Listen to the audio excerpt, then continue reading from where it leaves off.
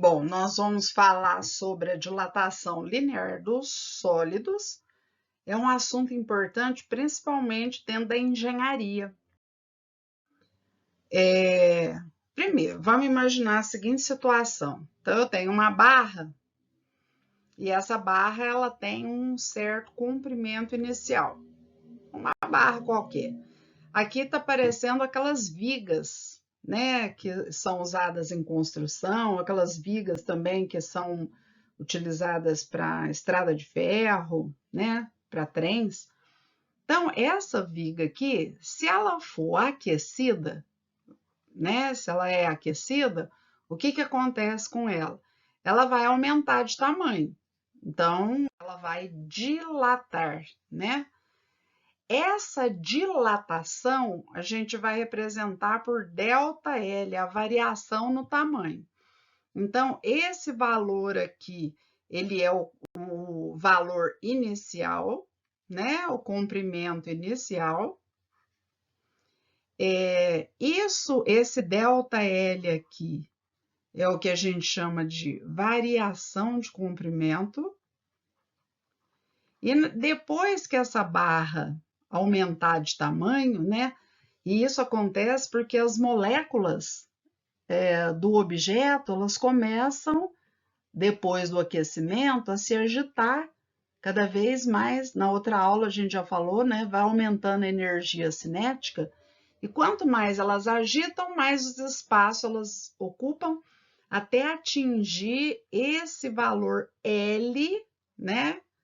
Que é um valor maior, que é o comprimento final da barra. Então, ela tinha um valor inicial, um valor final. Toda vez que eu quiser achar a dilatação, eu vou fazer o valor final menos o valor do comprimento inicial. A propósito, estes comprimentos, a unidade utilizada é o metro, certo? Então, no sistema internacional, nós vamos usar os comprimentos, todos eles dados em metros. Se for em centímetro, a gente transforma, ou milímetro transforma, tá? Essa é a fórmula que vocês vão usar. Então, eu já falei que este tal ΔL aqui, ó, ele é a dilatação, a variação no tamanho do objeto, né? Alfa, ele vai corresponder a um coeficiente de dilatação linear. E aqui está escrito errado essa palavra, né? Linear. A propósito, este alfa, então vocês viram que o coeficiente de dilatação linear é alfa. Esse alfa, se eu tirar o valor de dentro dessa fórmula, ficaria assim, vamos isolar essa letrinha aqui, ó, vamos isolar o alfa. A alfa é igual ao ΔL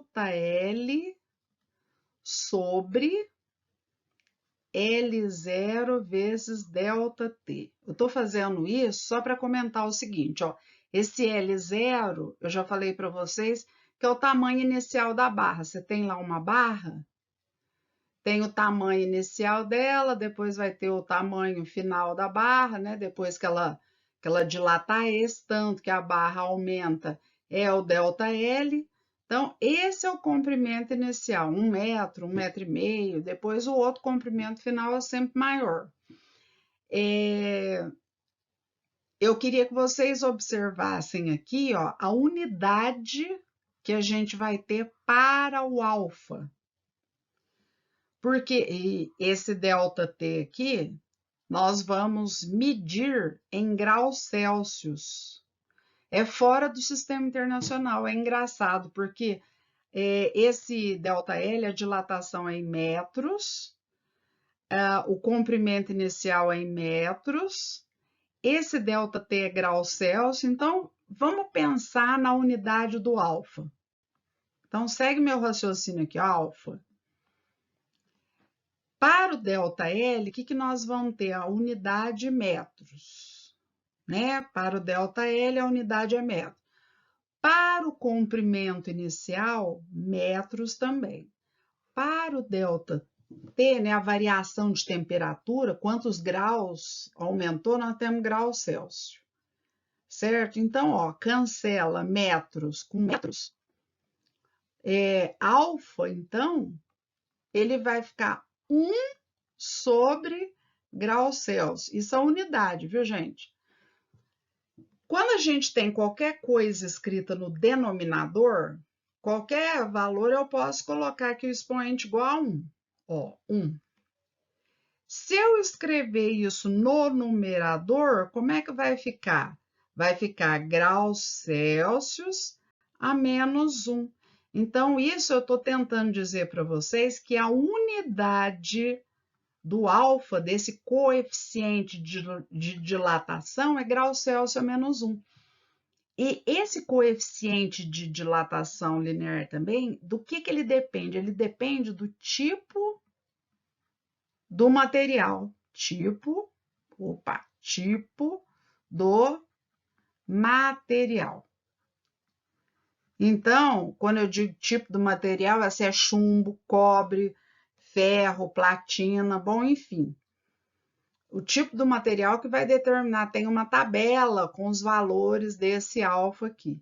Então, na fórmula, nós temos a dilatação em metros, o coeficiente de dilatação, que depende se é ferro, chumbo, cobre, prata. Toda barra, o objeto tem um comprimento inicial e essa é a variação de temperatura, certo? Olha, aqui eu só coloquei para alguns exemplos. Todo trilho de ferro, ó, ele tem essas juntas, junta de dilatação, ó, junta de expansão, junta de dilatação. Para quê? Porque quando a temperatura varia, metais, eles esquentam muito e muito rápido. Se não for deixada esses espaços vazios para o trilho poder dilatar, eu gostaria que vocês observassem o que acontece. Olha lá, ó. Então, entorta tudo. Porque cada pedaço, se ele vai dilatando e não tem esses espaços de intervalo em intervalo, entorta. E a temperatura média do planeta tem aumentado muito. Então, pode acontecer esses problemas aqui, né? Outra coisa interessante é a seguinte, ó, os fios elétricos, olha como é que eles são colocados nos postes, eles são meio bambos. Aqui, ó, nesse desenho, tá bem exagerado, mas por que esses fios são fios de cobre? O cobre, ele é um material que ele dilata muito, mas ao contrário também, ele contrai muito, certo? Então, materiais que dilatam muito, aumenta de tamanho, também contrai.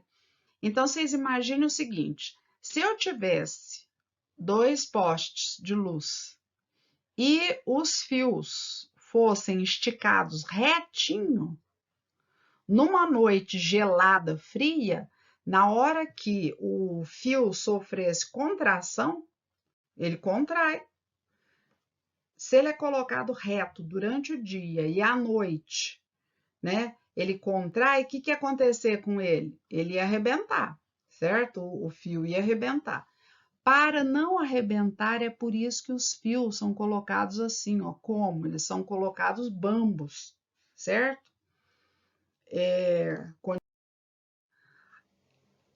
Onde mais a gente tem essas juntas de dilatação?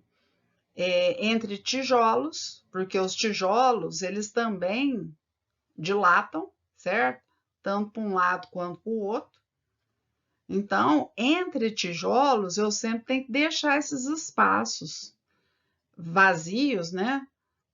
Vazios não, com outro tipo de material. E vocês poderiam dizer, não, Eliana, mas não está vazio o espaço. Mas aí, a mistura do cimento tem uma dilatação diferente da cerâmica, da qual é feita o tijolo. Então, essa diferença de dilatação permite que os tijolos dilatem sem trincar a parede inteira. Do lado aqui eu estou colocando um exemplo de quando as pessoas não obedecem ou não deixam espaços, né? Normalmente, quando você vai fazer um piso, aqui, por exemplo, é um pátio, né? Então, eu queria que vocês dessem uma olhadinha aqui, ó. Eles estão mostrando aqui, ó, tem uma junta de dilatação. Aí você espalha o cimento de um lado, espalha o cimento do outro, mas tem que ter essas juntas. Por quê? Porque aí na hora que o cimento empurra de um lado, do outro, não racha tudo, né? Vocês podem observar que a direita aqui embaixo, ó, é um passeio. Olha lá a junta de dilatação. O pedreiro, quando ele é esperto, o que ele faz? Ele põe uma régua aqui, ó, ou deixa uma madeira, ou ele coloca, ou deixa um espaço vazio. Você já deve ter visto. Passeio que tem esse espaço aqui, ele não racha. Se não deixar, acontece o que aconteceu em cima aqui, ó, que vocês estão vendo que rachou tudo, certo? Observar nesse outro slide aqui, ó, dá só uma olhada nisso aqui, gente. Isso daí é um viaduto. Eu não queria estar aqui no dia que esse negócio aqui, ó, tá comprometido. E são as obras públicas, são os engenheiros que tem por aí. Então, os engenheiros são formados de qualquer jeito. Depois eles fazem isso aqui, e eu não queria ser a pessoa que vai passar em cima desta ponte na hora que esse negócio despencar, né? Então, aqui do lado, olha lá, pedreiros concretando uma calçada e da forma correta lá. Ó. Tem madeiras que são colocadas, certo?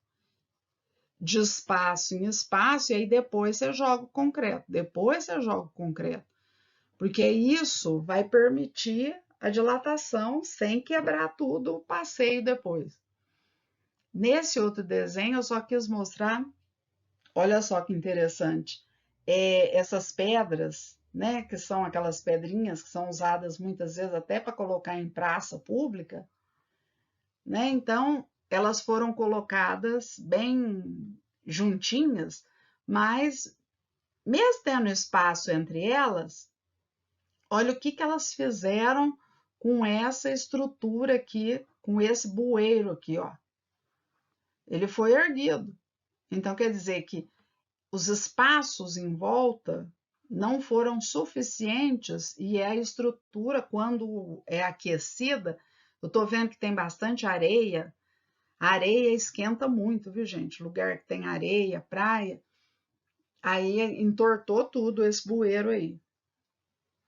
Aí tinha espaço. Aqui eu tenho os coeficientes de dilatação linear, certo? Olha lá o tal do grau Celsius menos 1, que é a unidade que a gente vai usar. Então, ó, a dilatação é em metros, o coeficiente de dilatação é grau Celsius a menos 1, essa é a unidade de medida, certo? Toda vez que você achar, se eu num problema pedir qual que é o valor desse coeficiente, você usa todos os valores e a resposta é em grau Celsius a menos 1, para o alfa. O L0 é em metros e essa variação de temperatura é em grau Celsius, que é uma unidade que não pertence ao sistema internacional, mas nessa fórmula é utilizado assim, tá certo? Então, vocês têm esses vários coeficientes. Cada problema que vocês forem resolver, vocês vão usar esses valores aqui, tá? Aço, alumínio, chumbo, cobre, e depois vocês vão fazer problemas usando esses valores, né? Os problemas, eles vão trazer esses valores depois, certo?